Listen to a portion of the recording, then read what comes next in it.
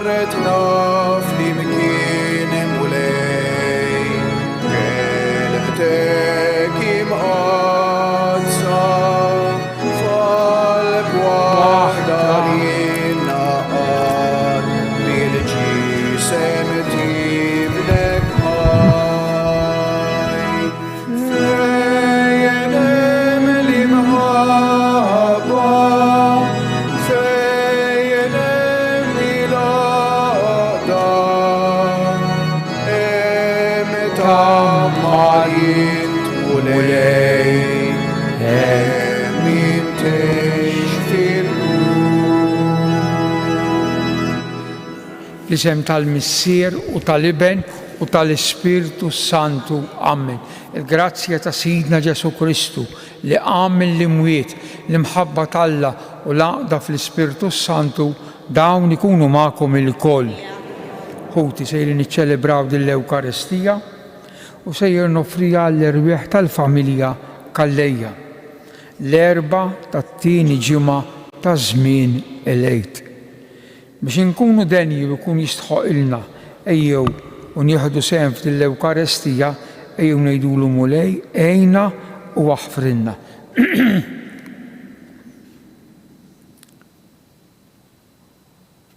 Inti sliem veru tagħna, mulej ħnina. Inti l-ħaruf tagħna tal-għejd li tajtna ġismek biex nikluh Kristu ħnina. Inti lena dejjima tagħna mulej ħnina. Ħenna għalina Alla li jista' kollox, jaħfrilna dnubitna u jwassalna għal ħajja ta' dejjem. Nitolbu.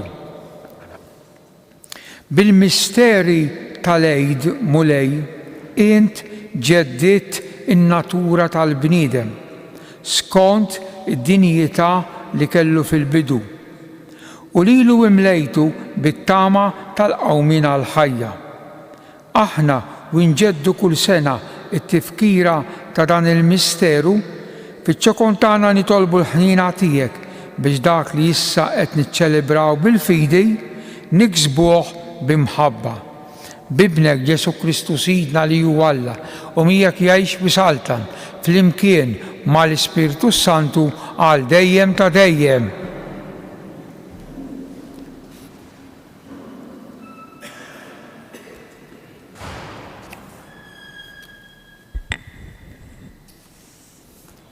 Dawk l-irġiel li intom xedtu fil-ħabs qegħdin fit-tempju jgħallmu l-poplu.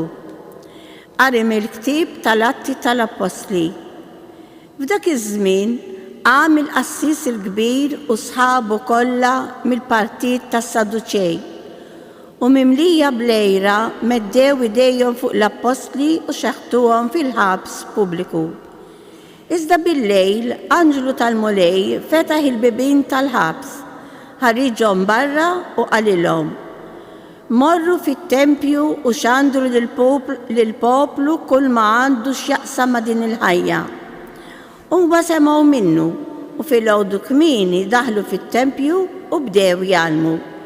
Imbagħad ġie l-qassis il-kbir flimkien ma' sħabu sejjaħ laqgħa tas-Sanedriju, il-kunsil kollu tax-xjugħ u ta' Iżrael u bagħad iġib l-apostli mill-ħabs. Il-qaddejja marru u ma sabuhomx fil-ħabs u reġgħu lura bl-aħbar u qalulhom: il-ħabs sibnieh msakkar tajjeb u l-assisa kienu ħdejn il-bibien, iżda x'ħin ftaħna ma sibna lil ħadd hemm ġew.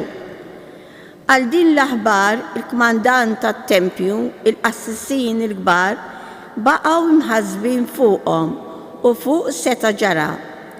Imbagħad ġie xi ħadd jgħidilhom: dawk li intom xħedtu fil-ħabs qegħdin fit-tempju jgħallmu l-poplu.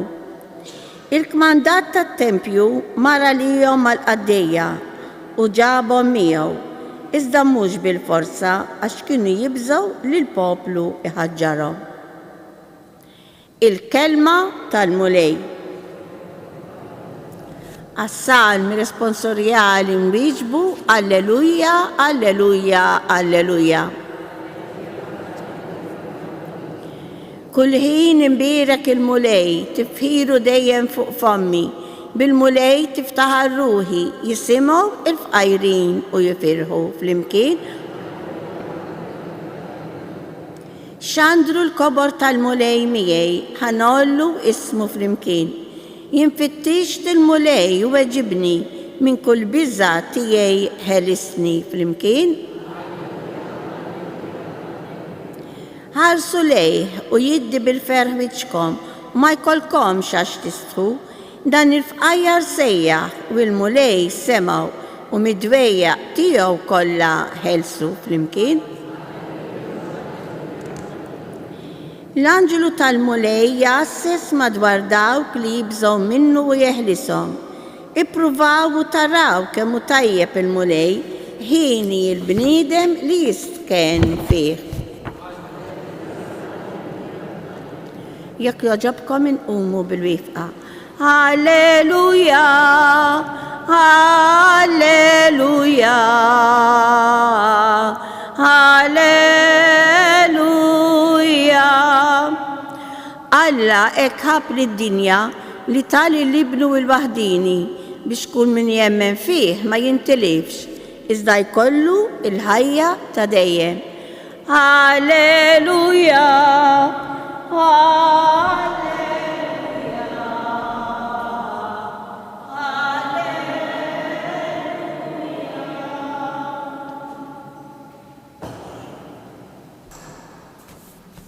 il-mulej ma'kom. Qari mill-Evanġelju skont San Ġwan. F'dak iż-żmien Ġesu qal lil Nikodemu: Alla hekk ħab lid-dinja li ta' l-ibnu l-waħdini biex kull min jemmen fih ma jintilifx, iżda jkollu l-ħajja ta' dejjem. Għax Alla ma baċ lill-ibnu fid-dinja biex jagħmel ħaq mid-dinja, imma biex id-dinja issalva permezz tiegħu. Min jemmen fih ma jkunx ikkundannat. Iżda min ma jemminx huwa ġa kkundannax għax ma jemminx fl-isem tal-iben il-waħdini ta' Alla. U l-ġudizzju huwa dan li jiddawl ġie fid-dinja, imma l-bnedmin ħabbew id-dlam aktar mid-dawl għax l-emil tagħhom kien ħażin. Għax kull min jagħmel il-ħażen jobod id-dawl u ma jersaqx lejn id-dawl biex emilu ma jinkixifx. Imma min jagħmel is-sewwa jersaq lejn id-dawl biex juri li hemm Alla f'emilu. Il-kelma tal-mulej.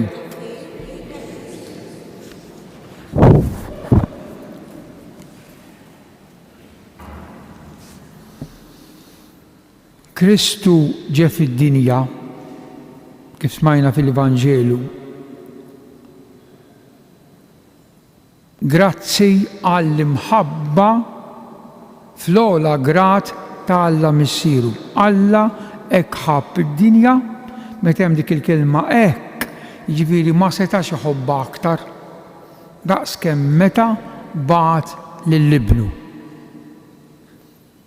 Dan Kristu biex il-missjoni it-tagħlim tiegħu ikompli ġabar madwaru n-nies u beda jgħallimhom. Aħna għandna kelma teknika knisja. Il-kelma knisja kanas bil-lingwi tal-Orjent tfisser kanas tiġbor fl-imkien. Aħna meta nikinsu anke tiknes f'namlu tiġbor. Tnaddaf imma biex tnaddaf tiġbor fl-imkien. Kanas, knisja. Mela knisja hija ġema, ġabra ta' nies.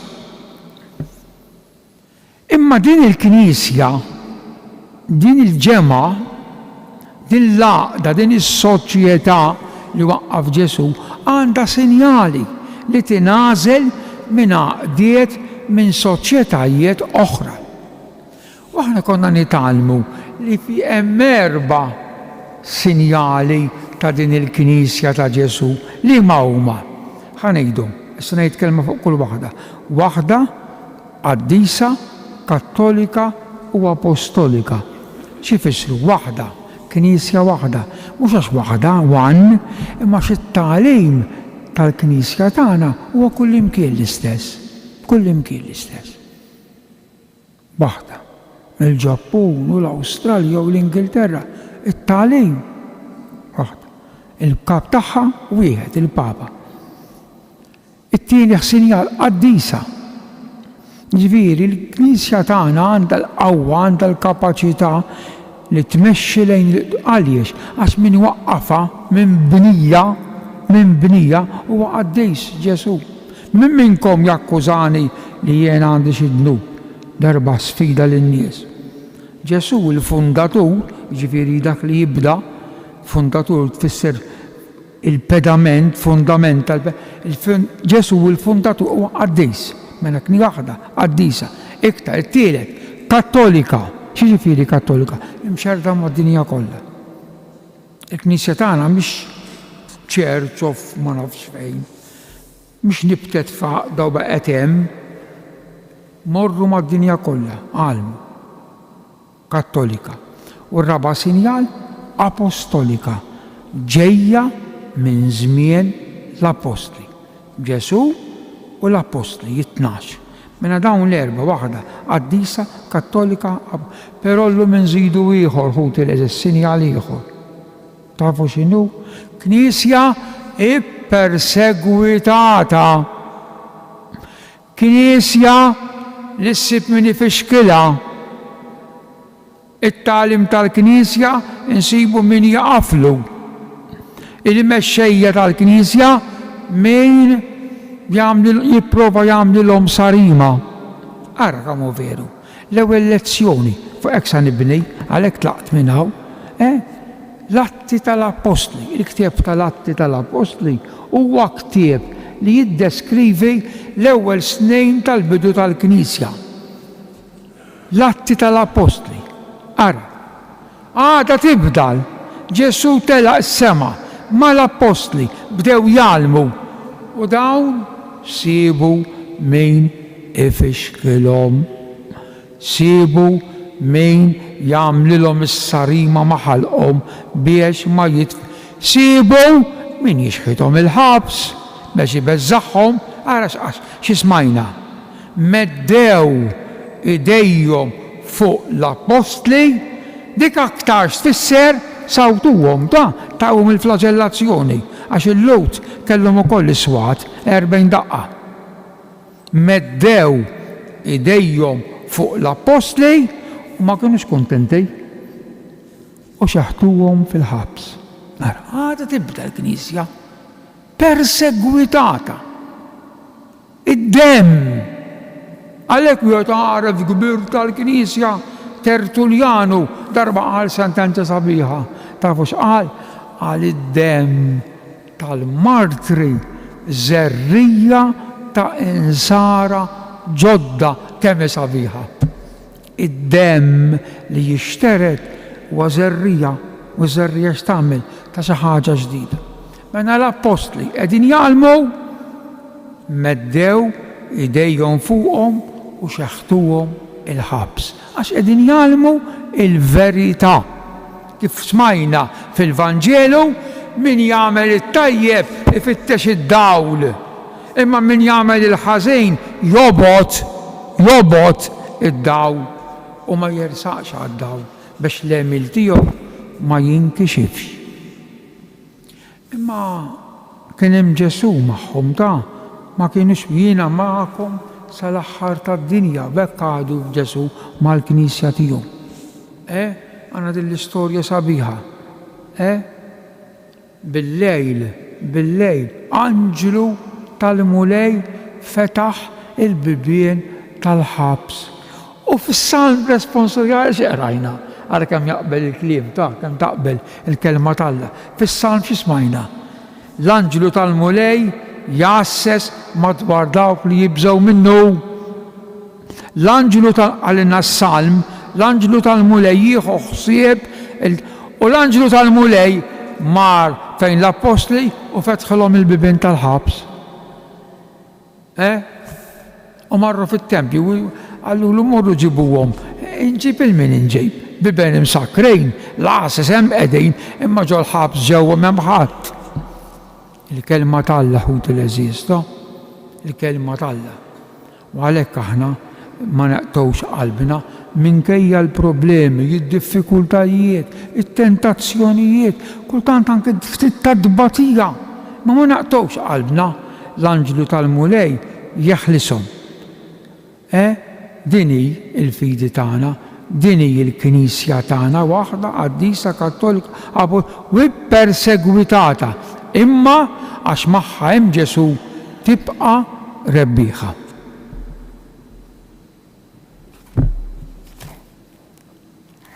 Inqumu bil-wifqa. Nofru t-talb tagħna lill-Alla li tant ħabna li batilna il-libnu il-waħdini għall-insara li huma isemewha ippersegwitati minħabba l-fidi biex jibqgħu sħaħ sal-aħħar nitolbu għal dawk li ma laqgħux id-dawl tal-fidi fi Kristu biex jaslu għall-għarfien sħiħ tal-verità li teħlishom nitolbu għal min iħossu kundannat fid-dnub biex jifhem li Kristu sofra il-mewt tas-salib u qam biex jifdih nitolbu. Għal dawk li għalihom qegħdin noffru dan is-sakrifiċċju tal-qudiesa u għall-erwieħ biex intatihom il-mistrieħ ta' dejjem nitolbu. Dawwalna mulej Alla tagħna bid-dija ta' Kristu ibnek rebbieħ fuq id-dnub u l-mewt bi Kristu Sidna.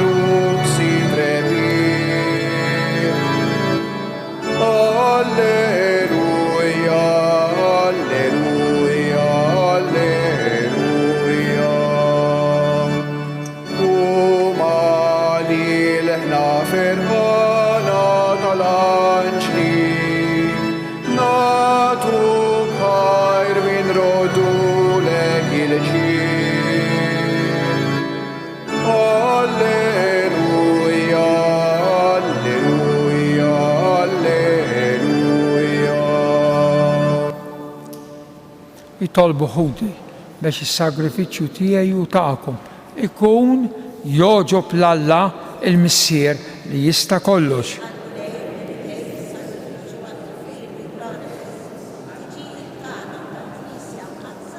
O Alla, b'dan is-sakrifiċċju qaddis li sejrin inġeddu inti ressaqtna lejk u tajtna sehem min-natura tiegħek Alla wieħed u l-għoli. Għamel li permezz ta' ħajja tajba niksbu il-verità sħiħa. Bi Kristu Sidna, il-mulej magħkom. Nerfaw lubna l-fuq. Nidżu ħajr lill-mulej Alla tagħna. Sewwa u xieraq tas-sew mulej, tajjeb u taġġid tas-salvazzjoni tagħna li dejjem nistqarru l-glorja tiegħek. Iżda ferħ akbar dan iż-żmien inxandruh li feħ Kristu il-ħaruf tal-għid tagħna. Bih u let id-dawl jitwieldu għal ħajja ta' dejjem. Bih il-bibien tas-saltna tas-sema jinfetħu għal fidili għax il-mewt tiegħu erdet il-mewt tagħna u bil-qawmen tiegħu qomna għal ħajja ġdida. Għalhekk f'dan il-ferħ tal-Għid imxerret ma' kull imkien fid-dinja, il-bnedmin kollha jintlew bil-għena u l-qawwiet tas-sema mas-setat tal-anġli jinsġulek innu ta' glorja u bla qiegħda itennulek għaddejs.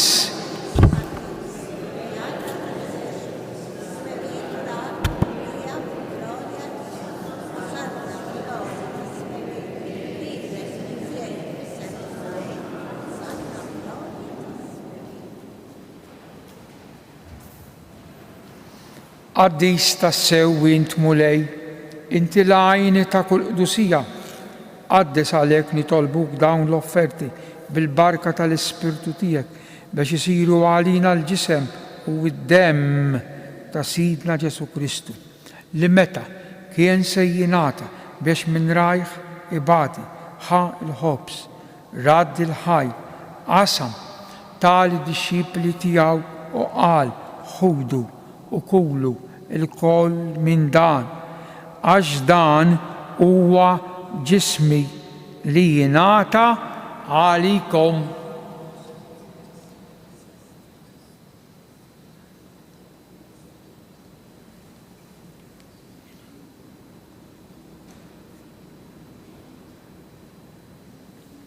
Hekk ukoll wara li klaq ħal-kalċi reġa' radd il-ħajr tal-disċipli tiegħu qal ħudu biex xorbu minnu il-koll, għax dan huwa l-kalċi ta' demmi tal-patt il-ġdid li jibqa' dejjem. Id-demm li jixxerret għalikom u għall-bnedmin kollha għal maħfra tad-dnubiet. Għamlu dan b'tifkira tiegħi.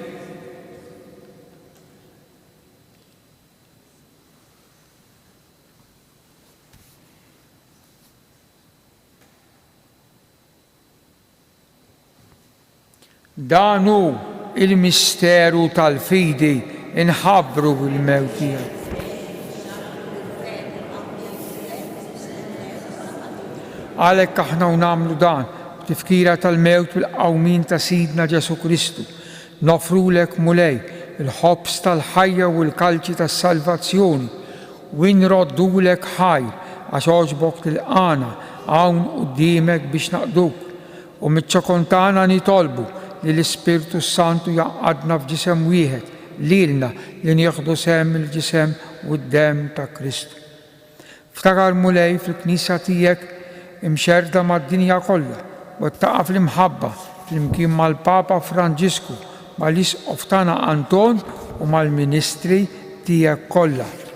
Ftakar ukoll fħutna li raqdu bit-tama tal-qawmien fil-qaddejja tiegħek tal-familja Kallejja, daħħalhom quddiemek fid-dawl tas-sebħ tiegħek. Ħen għalina l-koll nitolbuk, għati lilna wkoll il-wirt tal-ħajja ta' dejjem fl-imkien mal-Verġni Mqazzom Malla Marija, ir-raġel tagħha San Ġusepp, l-Apostli u l-qaddisin kollha li jgħixu fil-ħbiberija tiegħek sa mill-bidu tad-dinja, għamel li magħhom infaħruk u nsebħuk b'Ġesu Kristu ibnek. Bi Kristu, ma' Kristu u fi Kristu jingħata lilek Alla Missier li tista' kollox flimkien mal-Ispirtu Santu kull ġieħ u glorja għal dejjem ta' dejjem. Ejjew inkomplu nitolbu kif għallimna u ridna nagħmlu li ben ta' Alla għas-salvazzjoni tagħna missierna.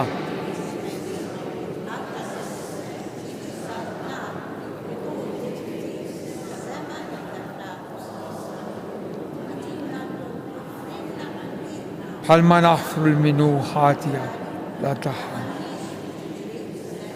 Eħlisna nitolbuk mulej minn kull deni, għatina fit-tiba u ħnina tiegħek il-paċi fi żmienna biex inkunu ħielsa mid-dnub u mħarsa mill-inkwiet aħna nistennew u nittamaw ilena u l-midja tas-Salvatur tagħna Ġesu Kristu.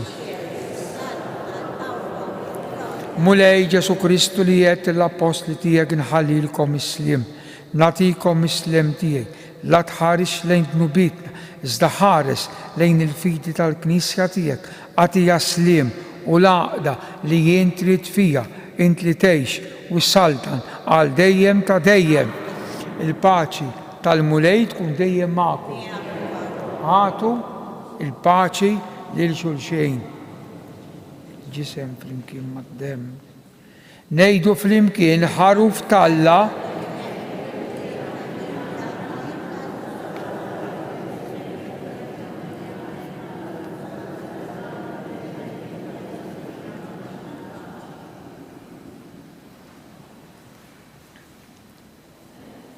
danu Ġesu l-ħaruf ta' Alla li jneħħi d-dnub tad-dinja jien dawk li huma mistiedna għal din l-ikla ta' dan il-ħaruf mulej.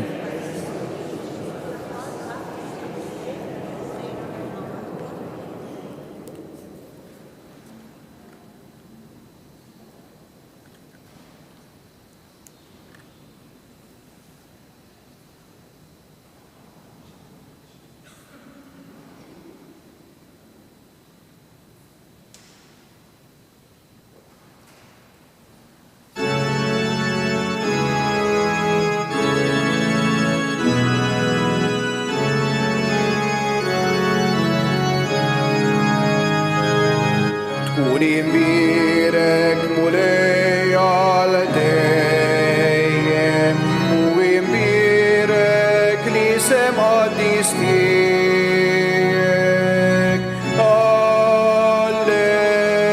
Alleluja,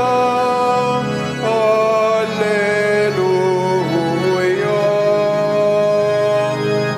Int li ħlaqti sema u l-ard, Alla kbir mulej tal-għaloni, sultan qawwi, tkun imbirek mulej, tkun imbirek mulej għal dejjem u imbirek li semqa distijek.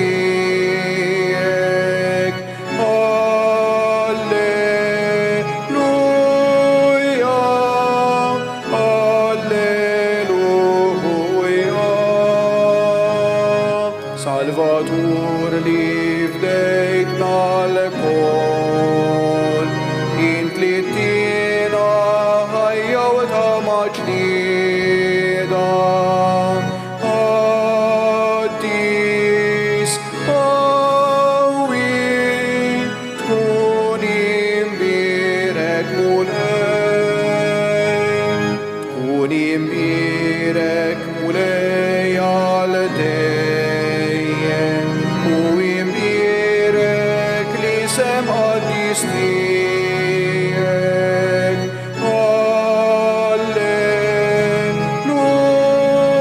Alleluja, alleluja.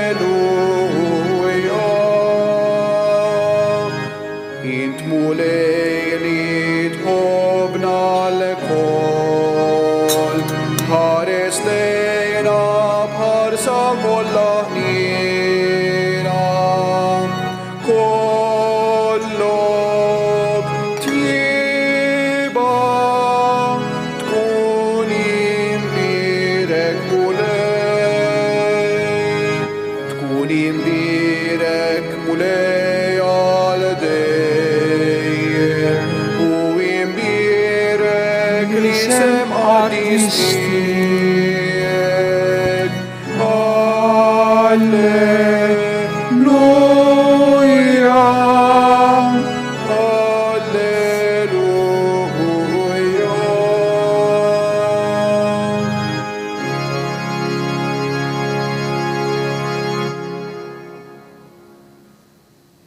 Glorja lil Missieru lill-Liben u lill-Ispirtu Santu. Nitolbu. Iqaf bit-tiba mal-poplu tiegħek mulej biex kif għarraftu il-misteri tas-sema hekk ukoll tbedu mill-modi tiegħu u timlieħ b'ħajja ġdida bi Kristu Sidna. Il-mulej magħkom. Iberikkom Alla li jista' kollox il-Missier u Liben u l-Ispiritu Santu. Amen. Morru fil-paċi ta' Kristu. Nselmu lil Marija, slima lik Marija, bil-grazzi mimlija l-mulej miegħek, imbirka inti fost in-nisa u imbirek il-frott tal-ġuf tiegħek Ġesu. Slima lik Marija, bi-grazzi mimlija l-mulej miegħek, imbirka inti fost in-nisa u imbirek il-frott tal-ġuf tiegħek Ġesu. Slima lik Marija, bil-grazzi mimlija l-mulej miegħek, imbirka inti fost in-nisa u imbirek il-frott tal-ġuf tiegħek Ġesu. Madonna ta' Pini, sultana tal-familja, ħarstek fuqha il-ġurnata tajba l-kulħadd.